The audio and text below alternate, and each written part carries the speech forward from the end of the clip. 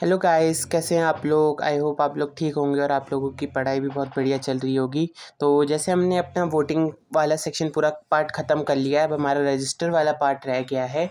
तो उसको हम स्टार्ट करते हैं। जैसे रजिस्टर ऑफ मेंबर सबसे पहले आता है section 88 register of member. Register of member क्या कहता है कि हमारे पास जितने भी तरीके के शेयर होल्डर्स हैं, जितने भी क्लास शेयर होल्डर्स के या डिवेंचर होल्डर्स के, उन सब के जितने भी मेंबर्स हैं उनका एक बुक बनाना होगा, एक रजिस्टर बनाना होगा जिसमें उनकी सारी डिटेल वगैरह लिखी होंगी। अगर हमारे पास इक्विटी शेयर और प्रीफरेंस शेयर होल्डर्स हैं, उनका MGT 1 के हिसाब से बनाना पड़ेगा।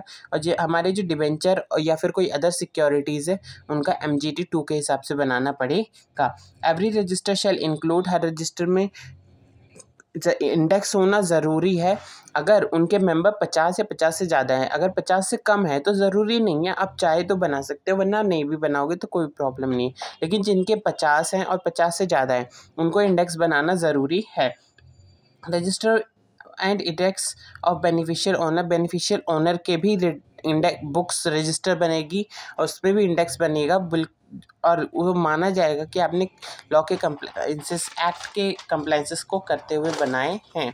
उसके बाद rules relating to ROM register of membership के लिए कुछ रूल्स हैं। जैसे सबसे पहला रूल है कि आपको अलॉटमेंट और ट्रांसफ़र करने के 7 दिन के अंदर अंदर उस 7 दिन के अंदर वो रूल, मतलब कि 7 दिन के अंदर उनके जो पर्सन होंगे जिनको आपने शेयर्स अलॉट किए या ट्रांसफ़र किए हैं, उनको उनके नाम रजिस्टर में एंटर करने होंगे।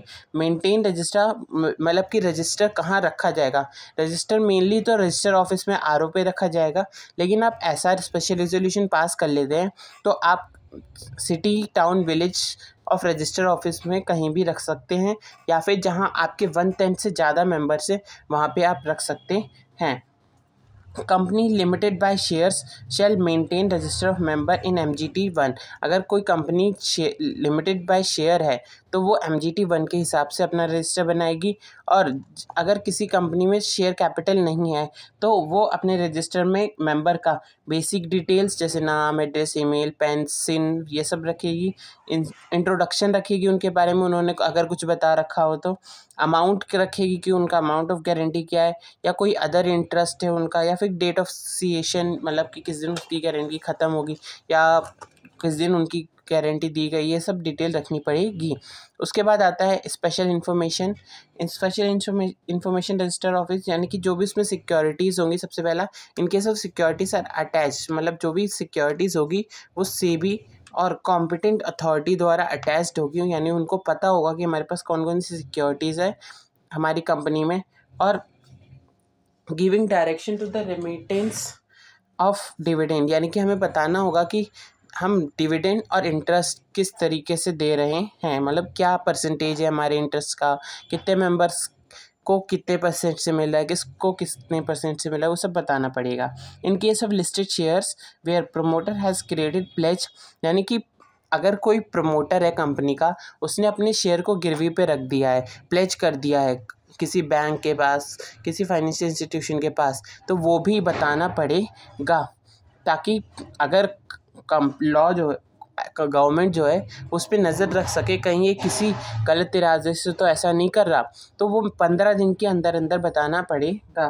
चेंज इन स्टेटस, अगर स्टेटस चेंज होता है, यानी कि कोई मेंबर की डेथ हो जाती है या इंसॉल्वेंट हो जाता है वो, या उसके शेयर्स को IPF में ट्रांसफ़र कर देते हैं, तो उसको भी रिकॉर्ड करना पड़ेगा रजिस्टर में।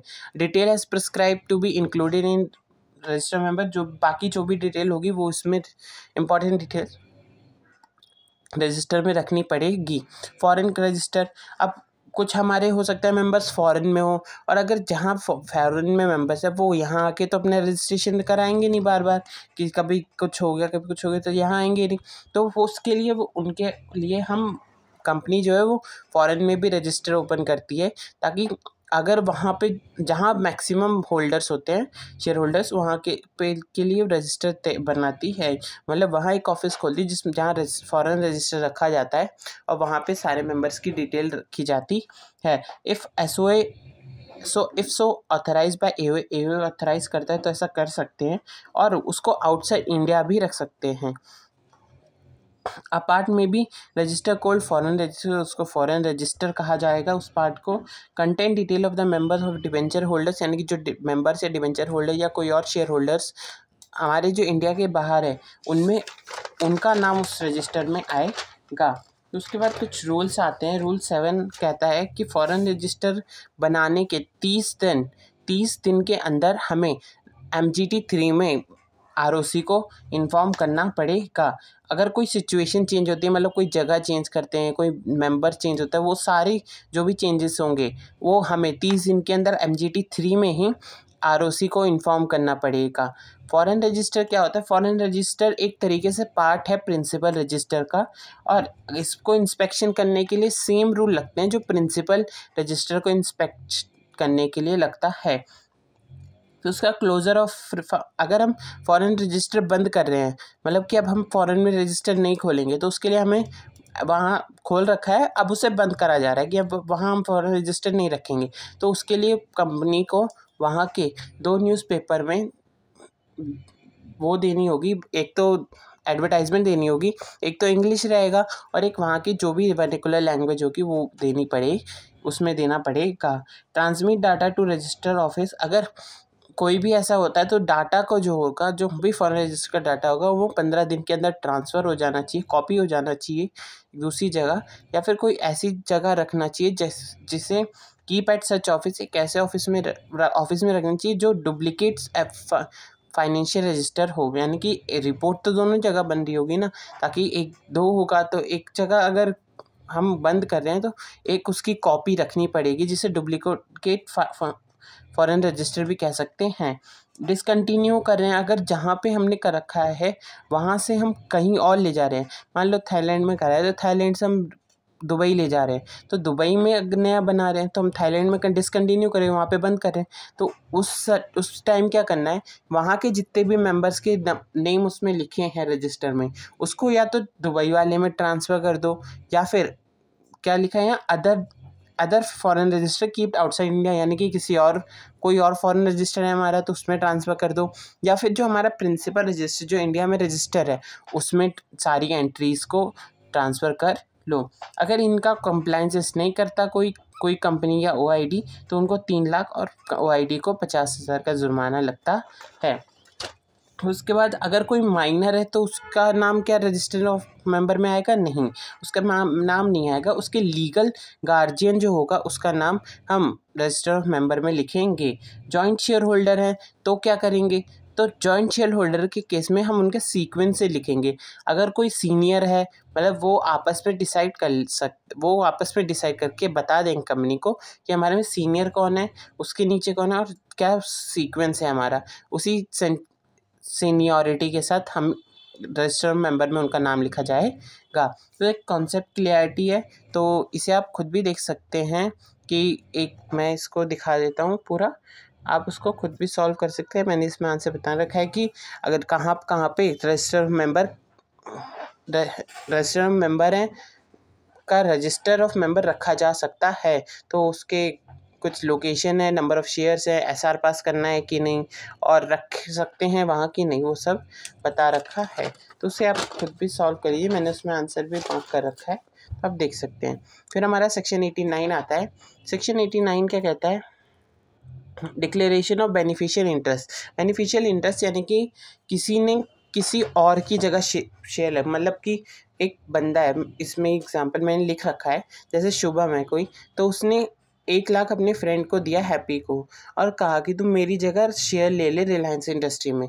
तो हैप्पी जो इन्वेस्ट करेगा अमाउंट, तो वो रजिस्टर्ड ओनर हो जाएगा रिलायंस के में, लेकिन असली बेनिफिट किसका है? शुभम का, तो वो बेनिफिशियल ओनर हो जाएगा। लेकिन जो रिलायंस है वो डिविडेंड उसी को देगी जिसका उसके रजिस्टर में नाम होगा।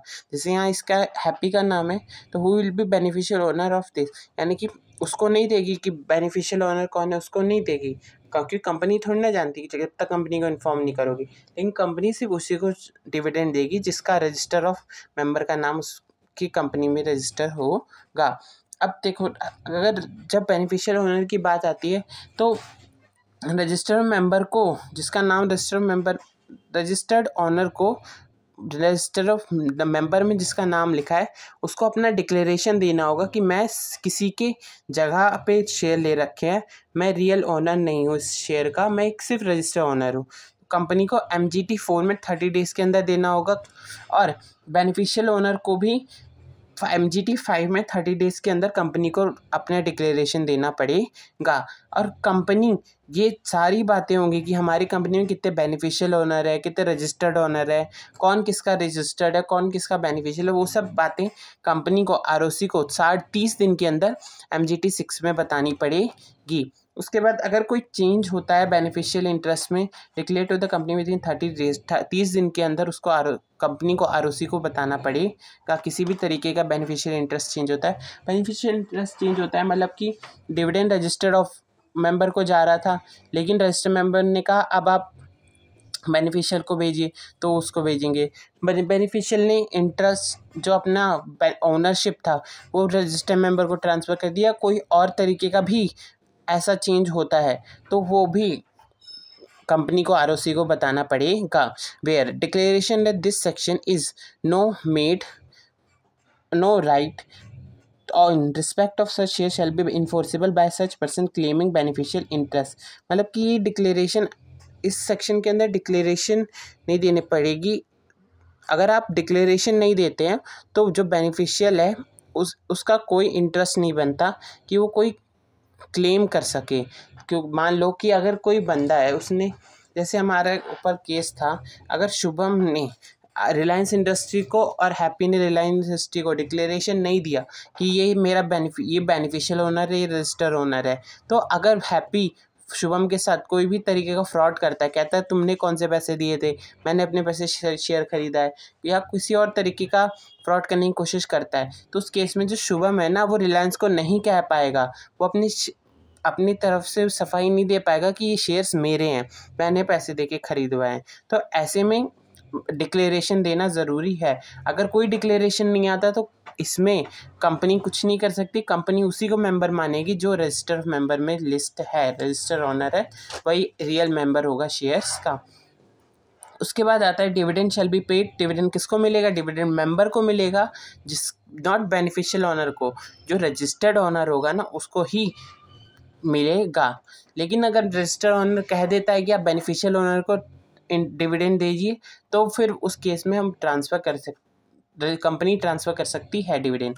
अगर पेनल्टी क्या आती है? अगर मेंबर्स ने या कंपनी ने किसी भी तरीके का फ्रॉड किया, कोई दूसरा फ्रॉड किया, कोई भी फ्रॉड किया ना इस केस में, तो उसको 50,000 और 200 पर डे के हिसाब से मैक्सिमम 5 लाख का जुर्माना लगेगा।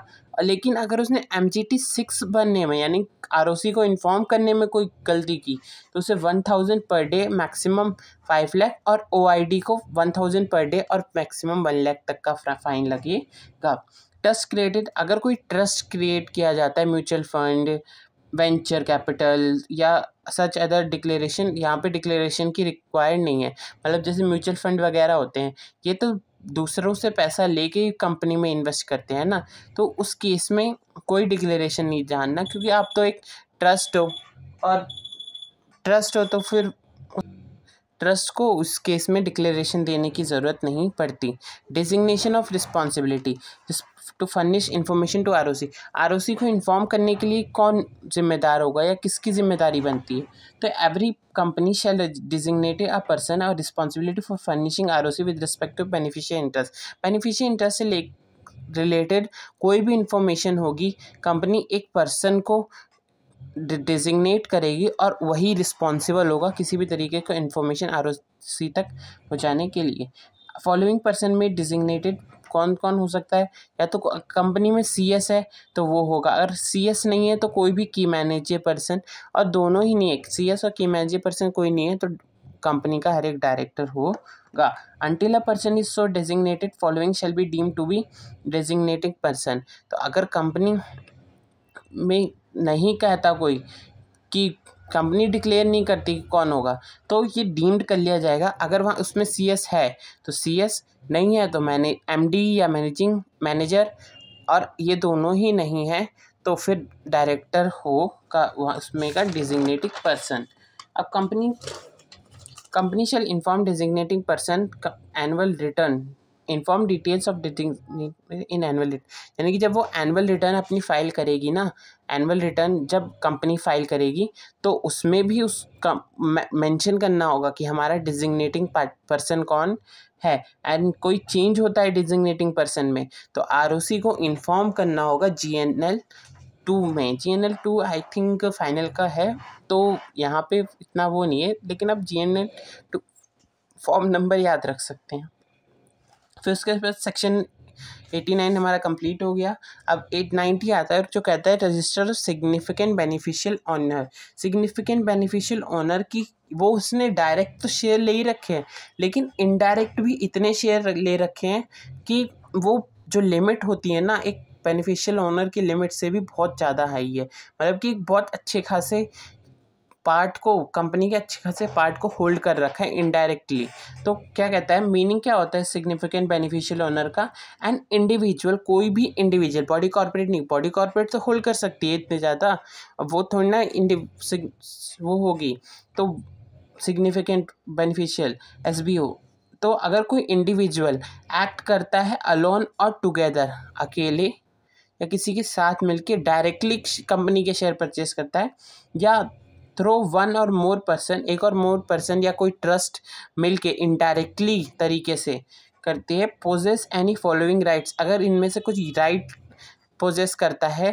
कौन से राइट? एस डाइव यानी कि मोर देन 10% ऑफ शेयर्स डायरेक्टली और इनडायरेक्टली मिला के, मतलब उसने खुद भी परचेज किए हैं और किसी और की तरफ से भी परचेज करवा रखे हैं अपने लिए। और डी यानी कि has more than 10% of dividend right है, यानी कि जितना डिविडेंड डिस्ट्रीब्यूशन हो रहा है उसका मोर देन 10% तो उसके पास जा रहा है।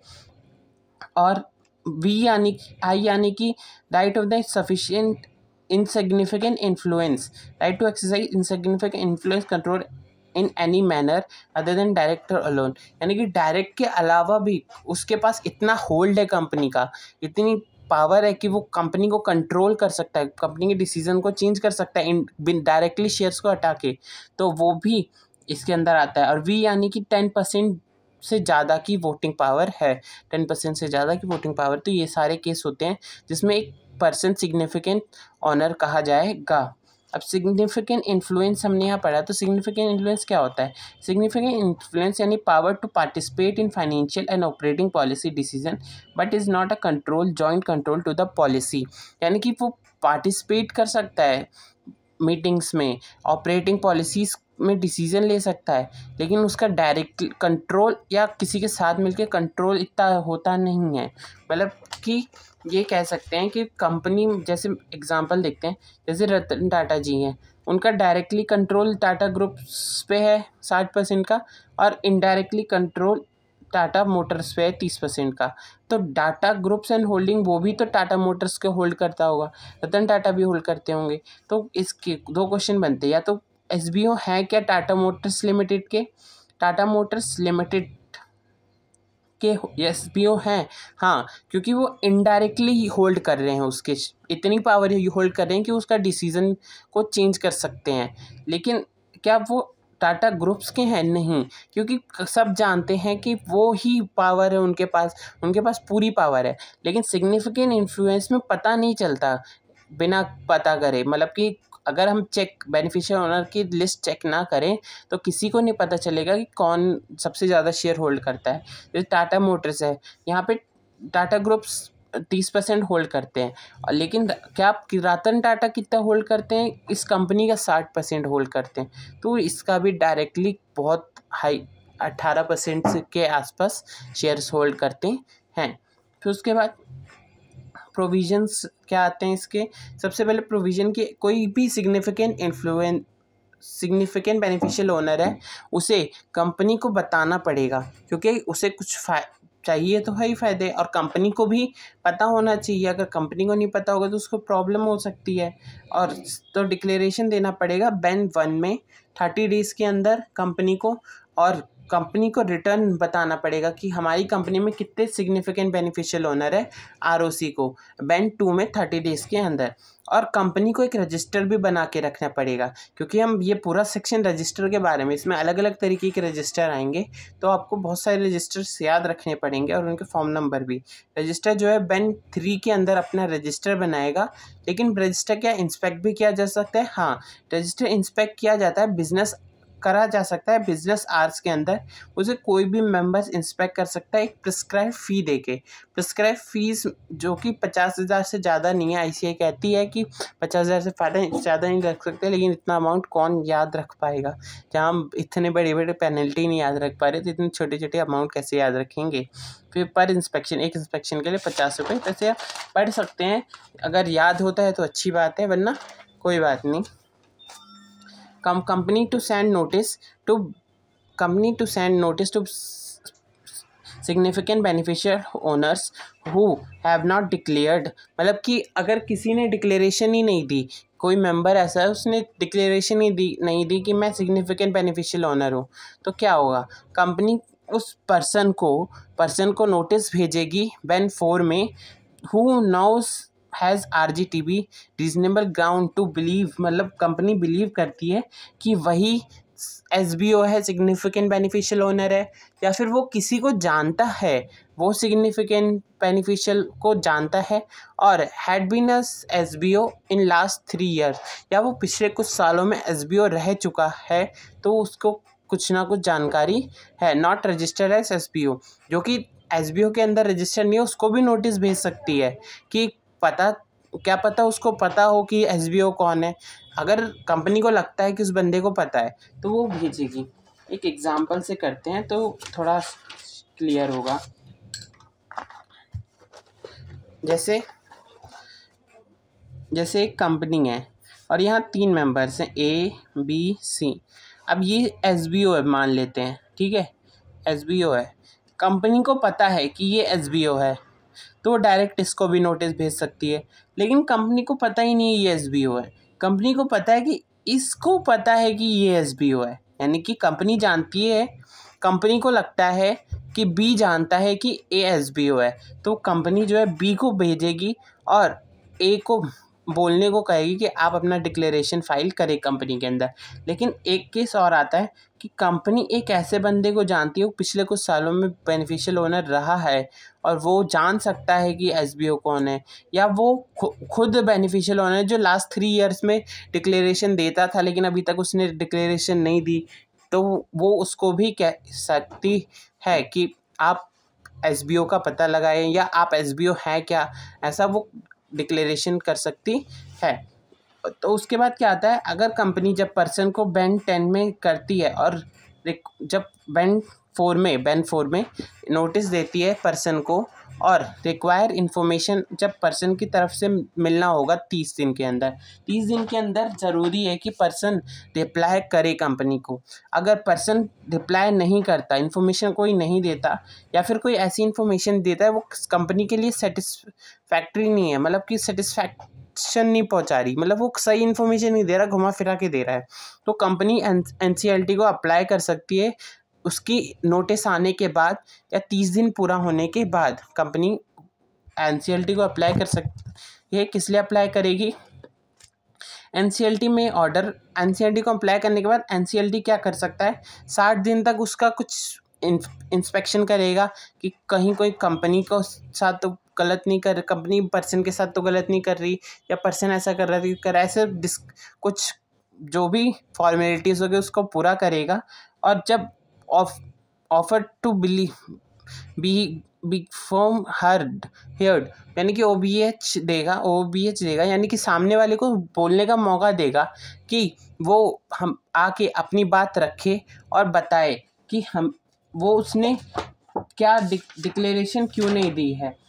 तो अपॉर्चुनिटी टू बीइंग हर्ड, मतलब कि अपॉर्चुनिटी ऑफ बीइंग हर्ड, मतलब कि सामने वाले को मौका देगा कि तुम आके अपनी बात रखो, आपने नोटिस का रिप्लाई क्यों नहीं करा, और करा तो सही, रिप्लाई क्यों नहीं करा, ऐसे सारे उसको ऑफर देगा। और अगर उसके बाद भी कम NCLT चाहे तो वो रिस्ट्रिक्ट कर देगा ट्रांसफ़र ऑफ शेयर पे, जो भी शेयर्स उसके होंगे उसको रोक देगा ताकि वो आगे ट्रांसफ़र ना हो पाए। Super suspension of right to attach, या तो उसे किसी और शेयर्स के साथ अटैच कर देगा, या फिर कोई अदर मैटर जो भी रिलेवेंट होगा वो डिसीज़न एनसीएलटी वही डिसीज़न दे देगा और सबको वो मानना पड़ेगा। उसके बाद अग्रीव पर्सन, जब डिक्लेरेशन वगैरह सब हो जाएगा और उसके बाद कंपनी के पास सारी डिक्लेरेशन आ जाएगी पर्सन की, बेनिफिशियल ओनर की, सिग्निफिकेंट बेनिफिशियल ओनर की, तो अग्रीव पर्सन जो होगा ना, जिसने वो नोटिस नहीं दिया था, उसको अप्लाई करना होगा एनसीएलटी में for relaxation and lifting restrictions, यानी कि जो उसके शेयर्स पे रिस्ट्रिक्शंस लगी थी और ट्रांसफ़र को रोक दिया गया था, उसके लिए उसको अप्लाई करना होगा ताकि उसको रिलैक्सेशन मिल जाए और वो उसके शेयर्स रिलीज़ हो जाएं ताकि वो उनको ट्रांसफ़र या पर कर सके या उससे डिविडेंड्स आ सके और वो विदिन 1 ईयर्स करना होगा, नहीं तो वो जो शेयर्स है ना वो इफ़ नो एप्लीकेशन मेड, कोई एप्लीकेशन अगर नहीं आई एनसीएलटी के पास, वो उसे ट्रांसफ़र कर देगा किस पे, आईईपीएफ के पास ट्रांसफ़र कर देगा शेयर्स को। उसके बाद बैंड 4 की एक समरी देख लेते हैं, टोटल टाइमलाइन क्या है। जैसे बैंड 4 गया, बैंड 4 के साथ 30 दिन का टाइम मिलता है कि आप पर्सन जो है सामने वाला वो रिप्लाई करेगा। अगर वो रिप्लाई करता है नोटिस का, या तो नहीं करता रिप्लाई, या तो नहीं करता, या तो करता है लेकिन उतना सेटिस्फैक्टरी नहीं होता है, कंपनी को लगता नहीं है कि सही है या वो ठीक तरीके से सीधा सीधा बोल नहीं रहा, तो 15 दिन के अंदर अप्लाई कर सकती है कंपनी ट्रिब्यूनल के पास अप्लाई कर सकती है उस शेयर्स को रिस्ट्रिक्ट कराने के लिए या उसके ऊपर कोई एक्शन लेने के लिए। तो ट्रिब्यूनल क्या करेगा, 60 दिन तक चेक करेगा, ऑप्शन देगा सामने वाले को कि वो अपनी बात आके रख सकता है, और 60 दिन के बाद जो भी होगा वो 60 दिन के बाद डिसीजन देगा। तो डिसीजन में क्या दे सकता है, वो उसके शेयर्स रिस्ट्रिक्ट कर सकता है, अगर केस सॉल्व नहीं हुआ तो उसके शेयर्स रिस्ट्रिक्ट कर देगा, सस्पेंशन कर देगा मतलब कैंसिल कर देगा, या कोई भी अदर जो भी रिलेवेंट होगा वो ऑर्डर दे देगा एनसीएलटी। और 1 साल तक आप जो भी होगा एग्री पर्सन, उसे 1 साल का टाइम होगा कि वो अपने शेयर को रिलैक्स करने के लिए सारी डिक्लेरेशन फाइल कर दे और उसके बाद एनसीएलटी को अप्लाई कर दे ताकि उसके शेयर्स रिलैक्स अनरिस्ट्रिक्ट हो सकें, लिफ्ट हो सकें रिस्ट्रिक्शन से। अगर इसमें कोई डिफ़ॉल्ट होता है, अगर बैन 1 में, यानी कि बैन 1 क्या था, जो बेनिफिशियल ओनर है, सिग्निफिकेंट बेनिफिशियल ओनर है, वो कंपनी को फाइल करता है, तो अगर वो फाइल नहीं कर देता, डिक्लेरेशन नहीं देता, तो 50,000 से 1,000 पर डे और मैक्सिमम 1 लाख तक के फाइन लगेगा उस पर।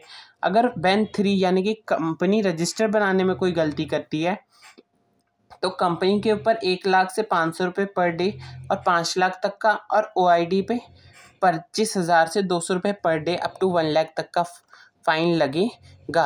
A person will fully submitted wrong information, और जो बंदा अपनी सारी इन्फॉर्मेशन गलत ही सबमिट करा होगा उसको सेक्शन 447 के अंदर लायबल होगा। सेक्शन 447 चैप्टर 3 में डिफाइन है, तो आप वहाँ से जाके रीड कर सकते हैं, नोट्स में ही मिल जाएगा आपको। फिर उसके बाद सेक्शन 91 आता है। सेक्शन 91 क्या कहता है, power to close register of member and DHOSH, यानी कि जो मेंबर्स के शेयर होल्डर्स के हमारे जो रजिस्टर्ड है, हम उसको क्लोज करना चाहते हैं, मतलब कुछ दिन के लिए बंद करना चाहते हैं, क्योंकि सारी मेंटेन करना, उस रजिस्टर को ठीक करना, उसके लिए टाइम चाहिए होता है। अब डेली कोई ना कोई आके अपना नाम लिखवाता और हटवाता रहेगा तो नहीं हो पाएगा ना मेंटेन अच्छे से। तो उसके लिए कंपनी को क्या करती है, कंपनी में क्लोज रजिस्टर ऑफ मेंबर को क्लोज कर सकती है ऑफ डिबेंचर होल्डर्स के या अदर सिक्योरिटीज़ के, जिनके भी रजिस्टर को कुछ दिन के लिए क्लोज कर सकती है। वो कितने साल में 45 दिन के लिए, 45 डेज़ के लिए, वो हर साल 1 साल में एक बार अपनी रजिस्टर को क्लोज कर सकती है एग्रीगेट, लेकिन वो 30 दिन से ज़्यादा नहीं होना चाहिए। यानी कि वो लगातार 30 दिन तक 30 या 30 से ज़्यादा दिन के लिए नहीं बंद कर सकती।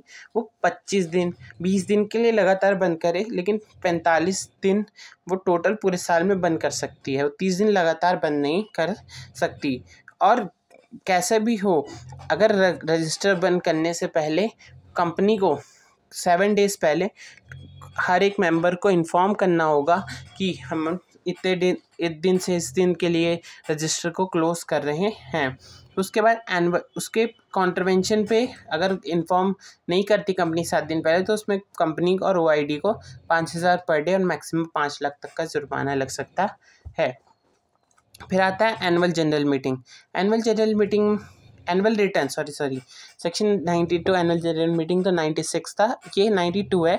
एनुअल रिटर्न क्या है? Annual return to content following details. Annual return में क्या क्या डिटेल्स आएंगी? एनुअल रिटर्न MGT 7 के अंदर फाइल किया जाएगा।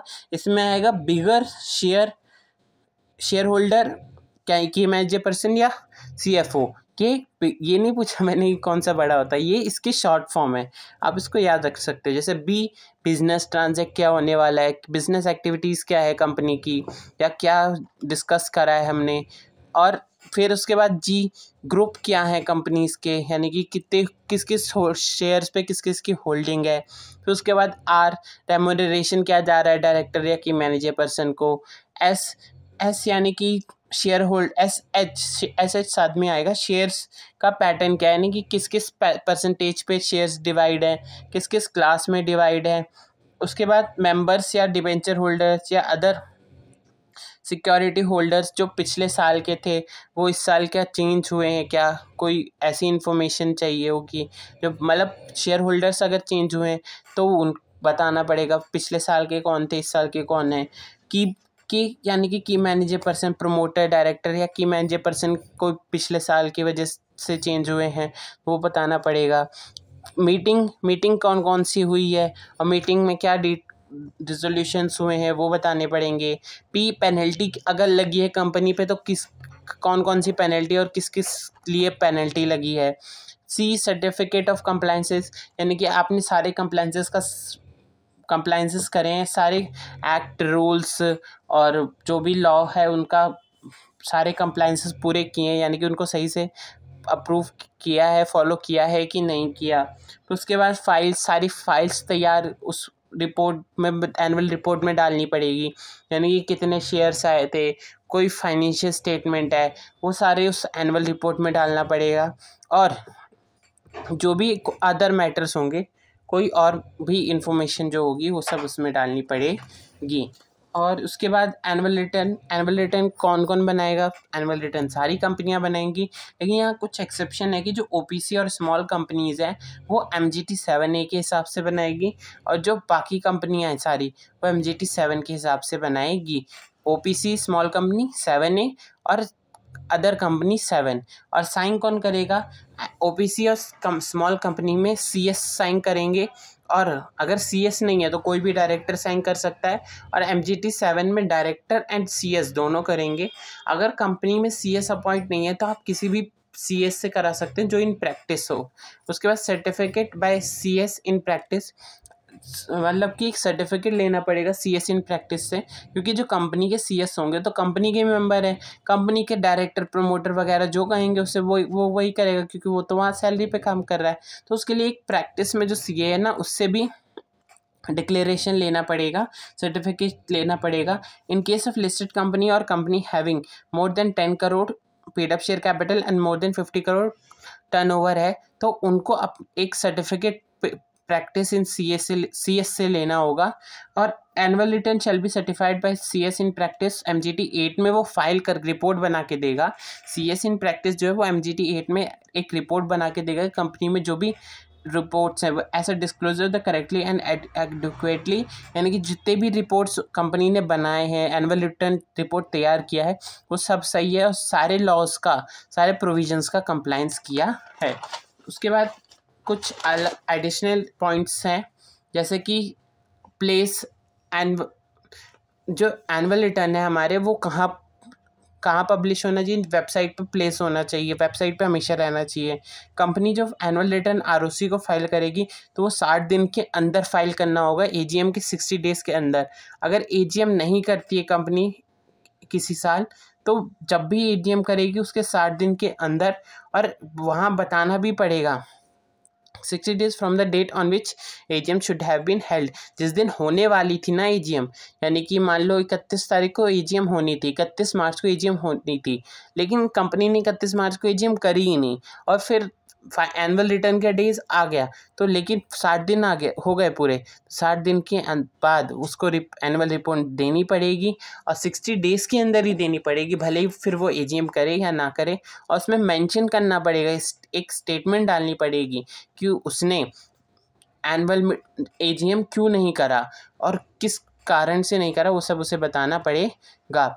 उसके बाद अगर कोई पेनल्टी फाइन मतलब डिफ़ॉल्ट करता है कोई, तो उस पर पेनल्टी लगती है। कंपनी 10,000 से लेके 100 रुपये पर डे और मैक्सिमम 2 लाख। ओआईडी होगा जो ऑफिसर इन डिफ़ॉल्ट, उसको 10,000 से 100 रुपये पर डे और मैक्सिमम 50,000 तक का पेनल्टी लगेगा।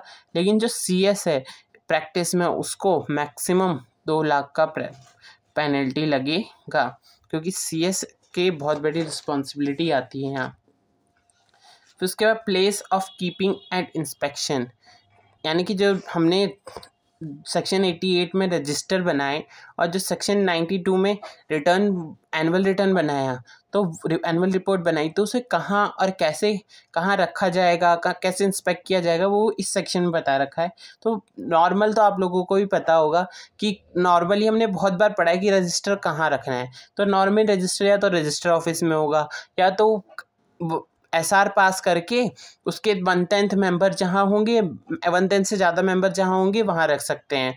और इंस्पेक्शन की बात आई तो इंस्पेक्शन में मेंबर्स को तो नॉर्मली फ्री होता है, लेकिन अगर उन्हें उसकी कॉपी चाहिए तो एक प्रिस्क्राइब फी देनी पड़ेगी, और 7 दिन के अंदर कंपनी उनको डिलीवर कर देगी।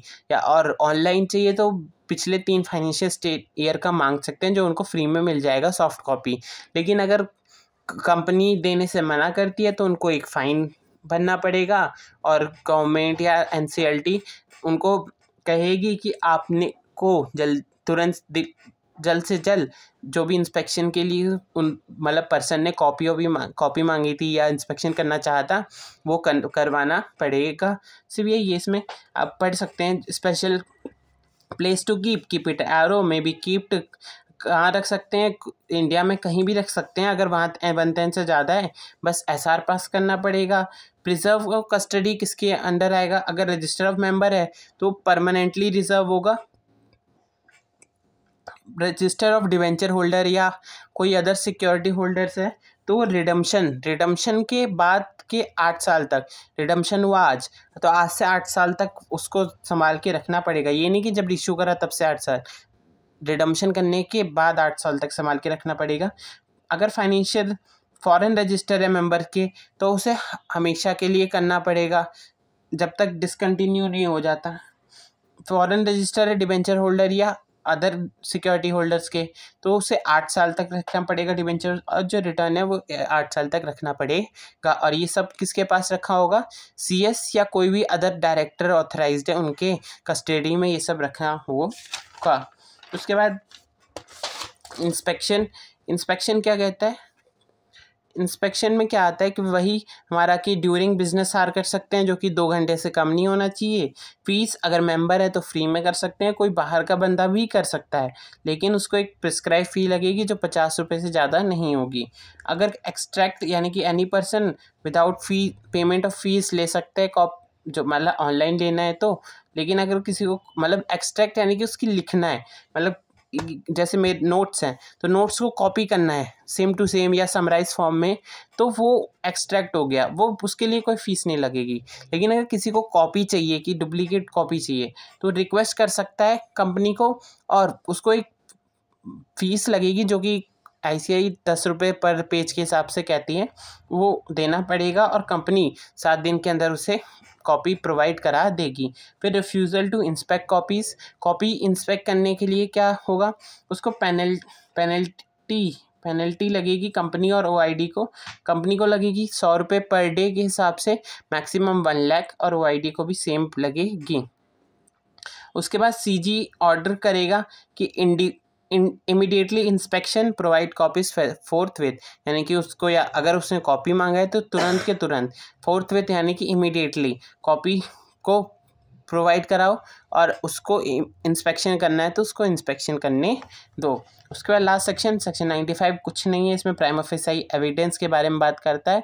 84 से 94 में जिसका जो भी रजिस्टर तैयार किए गए हैं उसमें जिसका बारे में भी रिलेटेड मैटर्स होंगे वो प्राइमा फेसाई सही होने चाहिए, या उस बंदे के बारे में ही होगा। और इसी के साथ हमारा चैप्टर 7 पूरा कंप्लीट हो गया है। आई होप आप लोगों को पूरा चैप्टर समझ आया होगा, आप लोगों के सारे कॉन्सेप्ट क्लियर हो गए होंगे। तो अपने वीडियोस को शेयर कीजिए अपने फ्रेंड्स के साथ, चैनल को सब्सक्राइब कीजिए, लाइक कीजिए वीडियो को, और कमेंट करके ज़रूर बताएं कि आपको वीडियो कैसी लगी, और आपको और कौन सी वीडियो चाहिए नेक्स्ट में, उसके बारे में कमेंट ज़रूर करें। Thank you.